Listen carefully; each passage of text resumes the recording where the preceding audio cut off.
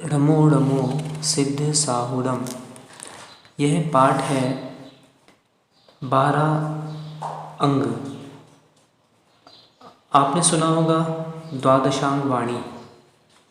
तो ये द्वादशांग वाणी जो कहलाती है, द्वादश अंग, द्वादश मतलब 12 और 12 अंग रूप जिनवाणी के द्वादशांग वाणी के 12 अंग निम्न प्रकार हैं। पहला जो अंग होता है आचारांग, जिसमें 8 प्रकार की शुद्धि, 5 समिति और 3 गुप्ती आदि रूप मुनिचर्या का वर्णन हो, वो आचारांग कहलाते हैं। इसमें 18,000 पद हैं। दूसरा सूत्रकृतांग, क्या कल्प है, क्या अकल्प है तथा छेदोपस्थापना और ज्ञान के अंगों, स्वाध्याय के भेदों आदि व्यवहार, धर्म की क्रियाओं का जिसमें वर्णन हो वह सूत्रकृतांग है। इसमें 36,000 पद हैं। तीसरा स्थानांग, जिसमें 1-1, 2-2 आदि स्थानों के रूप में पदार्थों का वर्णन हो, इसमें 42,000 पद हैं। समवायाम, जिसमें जीव आदि पदार्थों का द्रव्य, क्षेत्र, काल और भाव की समानता का विचार किया गया हो, वे समवायांग हैं। इसमें 1,64,000 पद हैं। पांचवा व्याख्या प्रज्ञप्ति अंग, जीव का अस्तित्व क्या है, कहाँ से आता है, कहाँ उत्पन्न होता है आदि 60,000 प्रश्नों के जिसमें उत्तर हों, वो व्याख्या प्रज्ञप्ति अंग हैं। इसमें 2,28,000 पद हैं। ज्ञात्री कथांग, जिसमें अनेक आख्यान और उपाख्यान का वर्णन हो, तीर्थंकरों की देशना, विधि, संदेह दूर करने की विधि, अनेक कथाओं उपकथाओं की जिसमें व्याख्या होती है, वह ज्ञात्री कथा अंग है। इसमें 5,56,000 पद हैं। सातवां अंग जो है उपासक अध्ययनांग, जिसमें श्रावक के आचरण, क्रिया, अनुष्ठान आदि का विवेचन हो, वह उपासक अध्ययनांग है। इसमें 11,70,000 पद हैं।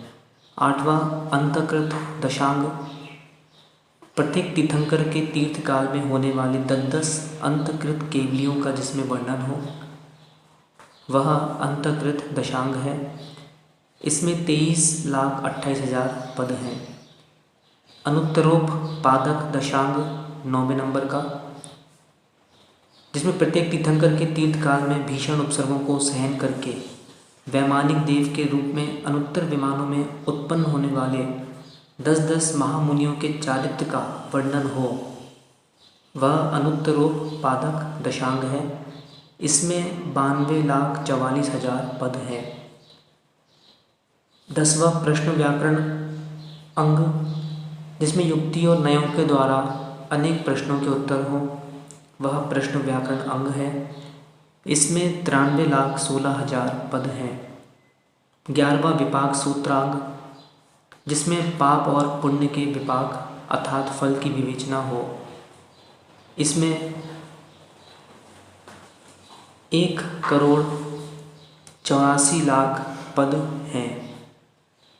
ये 11 अंग कहलाते हैं। जो उपाध्याय परमेष्ठी की परिभाषा हम पढ़ते हैं, 11 अंग 14 पूर्व के ज्ञाता होते हैं, तो इतना 11 अंग का ज्ञान हमको होता है। जो 12वां अंग है वह दृष्टि प्रवादांग होता है। इसमें 363 मिथ्या मतों का वर्णन और निराकरण है। इसमें लोक, मंत्र, कला, कथा आदि का वर्णन है। इस दृष्टिवादांग के 5 भेद बनते हैं: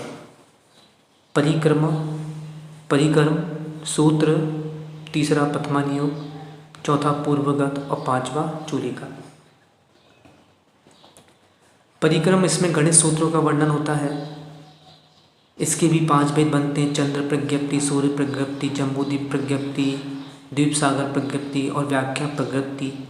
इनमें क्रमशः चंद्र प्रज्ञप्ति में चंद्रमा का, सूर्य प्रज्ञप्ति में सूर्य का, जम्बूद्वीप प्रज्ञप्ति में जम्बूद्वीप का, द्वीप सागर प्रज्ञप्ति में असंख्यात द्वीप सागरों का और व्याख्या प्रकृति में 6 द्रव्य संबंधी विवरण है। दूसरा जो है वो सूत्र, इसमें 363 मिथ्या मतों के पक्ष प्रतिपक्ष रूपी वर्णन है। तीसरा प्रथमा नियोग, इसमें 63 शलाका पुरुषों का वर्णन है।